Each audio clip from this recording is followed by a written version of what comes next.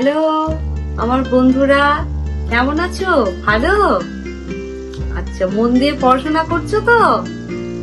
আজকের গল্প তাহলে শুরু করি। আজকের গল্প উপেন্দ্রকিশোর রায়চৌধুরী, গল্পের নাম ভাষা। শুরু করছি। বাংলা অক্ষরে যেমন অন্য সব ভাষায় সকল কথা লেখা যায়, যেমন আই গো আপ, কিংবা কোনো নাম যেমন লর্ড কারমাইকেল, জেমস ওয়াট, সেরকম কিন্তু সব ভাষায় চলে না। চীনা ভাষায় এক একটি অক্ষরের এক একটি কথা। একজন বাঙালি বাবু একজন চীনা ভদ্রলোককে বললেন, আপনি আপনাদের ভাষার অক্ষরে আমার নাম লিখুন তো।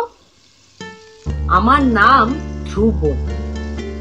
চীনা ভদ্রলোকটি অনেকক্ষণ ভেবে চিনতে কতগুলি হিজিবিজি কি যেন লিখলেন।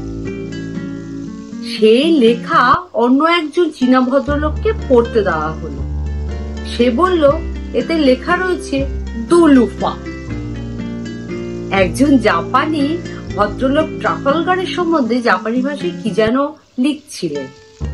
তার লেখার মধ্যে যেখানে ট্রাফালগার কথাটা আছে সেটা তিনি ইংরেজিতেই লিখছিলেন।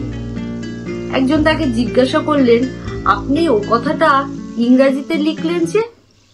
জাপানি ভদ্রলোক বললেন, আমাদের ভাষার অক্ষর দিয়ে ট্রাফালগার লেখা যায় না।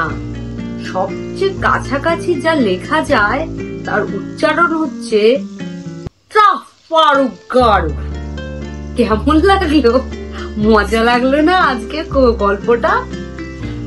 তাহলে আজকে চলি, টাটা।